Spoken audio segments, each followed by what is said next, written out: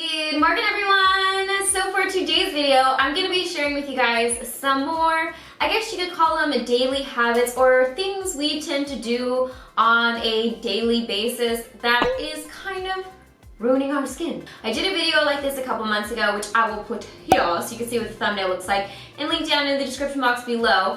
And you guys enjoyed that, so I am going to share with you guys some more ways that we could improve our skin.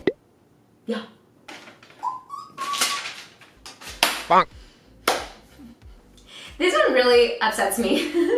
You are being so harsh when you're drying your skin. I swear to goodness, it's like people are trying to beat up their own skin when they're drying it.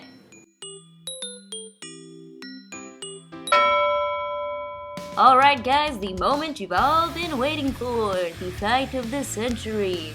Morgan versus her skin. Wow, Brian, look at that technique. She's been training for this for weeks. Could it be her legendary move, the towel driver? After you wash your face, you come out of the shower, of course you're gonna dry off. And a lot of people will take their towel and just vigorously rub their skin with it, scrub their face, and it just, oh, it makes me cringe. It's like nails on a chalkboard. So when you get out of the shower or you're done washing your face, you wash it in the morning or wash it at night, just nicely and gently pat your skin dry. You want to keep your skin as nice as possible for as long as possible, and since I'm hoping you're washing your face every day, be sure to pat it dry. Okay. Now this next one is kind of along the same vein, but like I said, I see it so much, and I really feel like it's just because people are not aware of this, but you need to use a different towel to dry your face than you're using to dry your hands, to dry your body, to dry your hair. This hand towel. This face towel. This body towel. Okay. And that's because there is so much bacteria and disgusting little microbes and nastiness on those towels. I mean, like, come on guys, you're like drying your body and then you're gonna use that on your face, or you're drying your hands after using the restroom and you're gonna use that towel to dry your face. No, please don't do this. So just have a separate towel to dry your face. Your face will thank you. Now, since we were just talking about showering, I guess I'll cover showering. This is something that is very subtle, but it could make a difference if you have sensitive skin.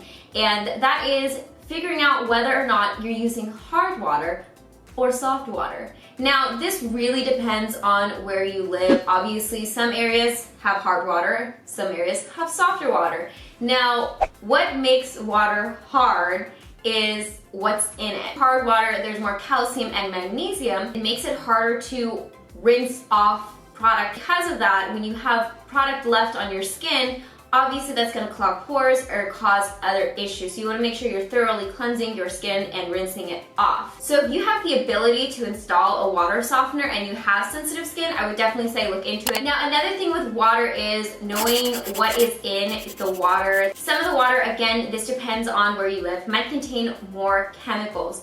And a way you can assure that you're getting those chemicals and chlorine filtered out of your water is actually purchasing a shower head that has a filter in it.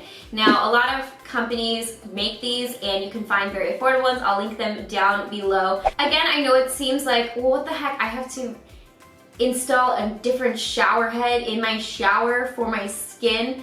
But if you do have sensitive skin and like I said, you've tried everything and it still feels like your skin is being very reactive, this could be something that you could look into, and your hair will also thank you as well. Now, my next point is gonna make you think like, huh?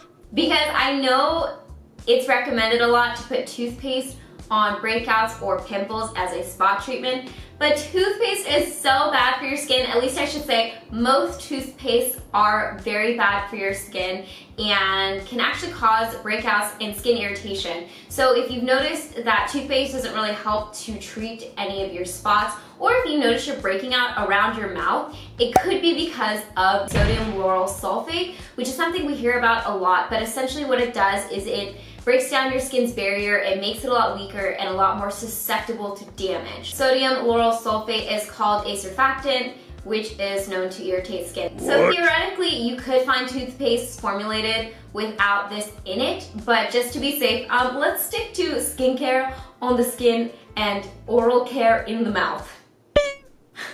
Now, something else that might be causing acne or irritating your skin that is in a lot of products are 2 ingredients, mineral oil and silicone, aka dimethicone. Now, why mineral oil and dimethicone are put into products is because they kind of fill in your skin and they make it feel really smooth. They help with product application. There are several reasons why they are put into products, and it's kind of like having plastic wrap on your face. It doesn't allow your skin to do what your skin naturally wants to do. So it tends to clog pores, it tends to stop the skin from sweating, and all of these things are natural processes. Now, these ingredients are kind of controversial to a certain extent because some people just aren't reactive to these ingredients. But again, if you're finding that certain products are breaking you out, check the ingredient labels and kind of try to zone in on what specifically is causing your skin to have a reaction. And most likely, it is going to be those mineral oils, those silicones,